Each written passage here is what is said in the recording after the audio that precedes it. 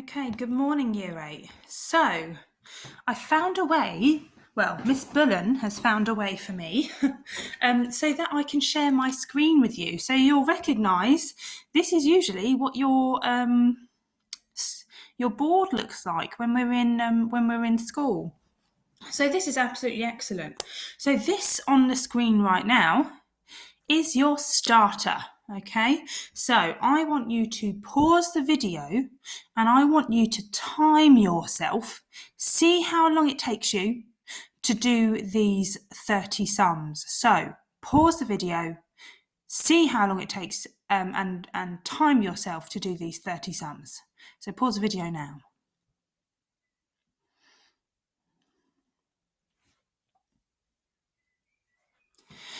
Okay, I'm guessing that you've unpaused the video because you've finished.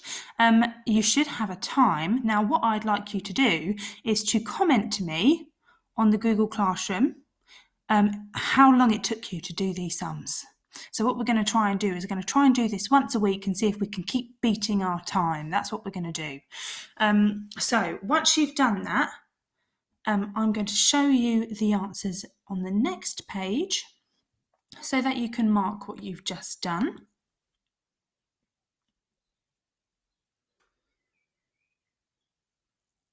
Okay, so here are the answers to those 30 questions. So again, pause the video now so that you can mark what you've just done and hopefully get 30 out of 30.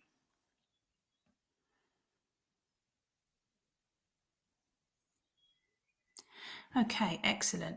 So let's go to the next page. So here's your date and your title. What I'd like you to do is to just quickly copy your date and title down and underline them. And if you've got your maths book, draw a margin in there, please, as we do usually in school. So today we're going to be talking about subtracting decimals. And the date today is the 1st of May. So we're into a new month already, goodness me. Okay, so here is your golden rule, I guess. Now we wrote this down just before we left when we were adding our decimals. So this is still important for when we're subtracting decimals. It's so important that the decimal points are aligned. That means lined up in the same way before adding the numbers, or subtracting the numbers. It's really important. So that's your golden rule. Now, if you want to copy that down and put a highlighted box around it, you can pause the video and do that now.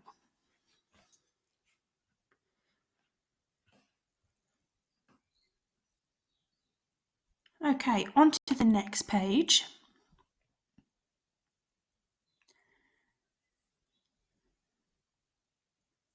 Here's your first example. So we've got two examples here of subtracting decimals. Now, what I would say is you can either pause the video and just quickly copy it out now, or you can keep writing whilst I'm talking and work through it with me. So what we're going to do is I'm going to try my best to go through these examples. Now I'm using my finger on the screen because I don't have one of those posh pens that you can write on these screens with. So bear in mind that obviously my writing is probably not as nice as it usually is.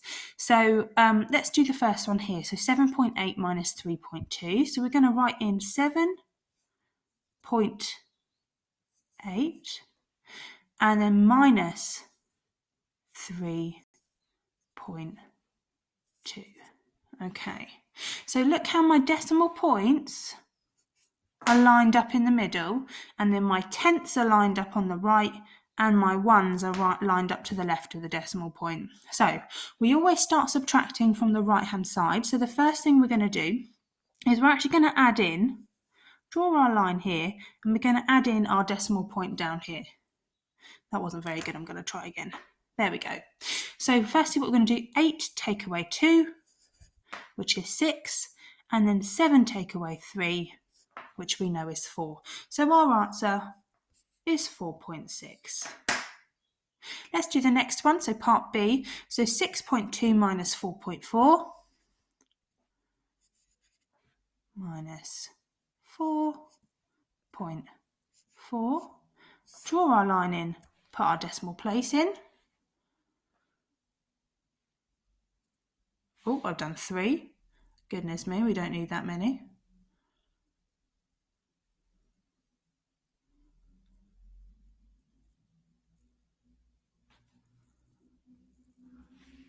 Just 1 is what we need. Okay, so firstly what we're going to do is we always start from the right. Now, can we do 2 take away 4 nicely? No, because otherwise we'd end up in negatives. So what we're going to have to do is we're going to have to borrow, as they say. So what we're going to do is we're going to borrow 1 from the 6 and put it on there. So now we've got 12 take away 4, which we can do really nicely. So that's going to be 8. And then we've got our decimal point, and now we're going to do 5 take away 4, which we know is 1. So our answer is now 1.8. Okay, so that's your first example. Now I hope that you wrote those out with me. If you didn't, you can pause the video just to catch up a bit now, whilst we go on to our second example.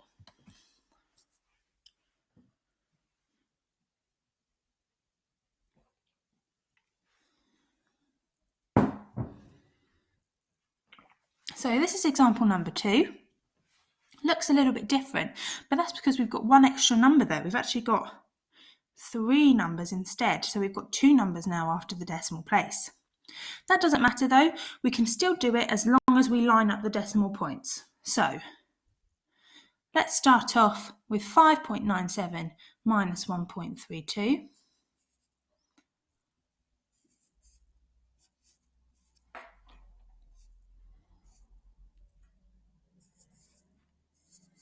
Okay, excellent.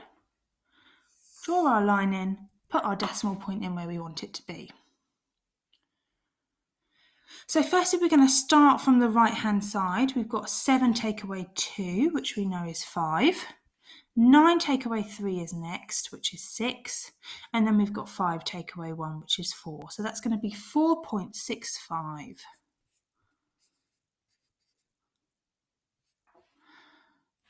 Next one, 8.51 minus 1.32. Again, 8.51 minus 1.32.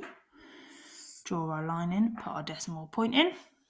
Now, can we do 1 take away 2 without going into negatives? No, we can't. So we have to borrow 1 from the 5 next door, making that 11. So 11 take away 2 is 9. Then we've got to do 4 take away 3, which we know is 1. And then we've got 8 take away 1, which is 7. So our answer to that one is 7.19. Okay, so again, I hope that you are kind of working your way along with me. If not, you can pause the video just to catch up really quickly. So if you've all done all that, that's fine, then we can go on to the next page. Now, I've got 5 questions that I want you to do here. They're on the left-hand side there. I'm going to give you some instructions now. What I would like you to do is copy those questions onto a Google document. Then, using a piece of paper, you can work out the answers just like I did. Hopefully you've got squared paper. If not, it doesn't actually matter, just as long as you make sure the decimal points are lined up. And what I'd like you to do is on that document with those questions on them, put your answers in. Now you can call it Maths Lesson Subtracting Decimals, and then you can either share it with me or submit it with your work for today's lesson. Okay? Any questions about this, just ask, email me, that's absolutely fine. You know where to contact me. You can either comment on the Google Classroom or give me a private comment on your own work, or you can email me. I really don't mind. Any questions at all are absolutely welcome. I hope this has helped a lot, us being able to do it this way. I think it's so good, because then we can just, it's like a proper lesson like it is usually in school. So please let me know if you found it helpful. And I hope you all have a lovely day, and I look forward to seeing your work in a bit.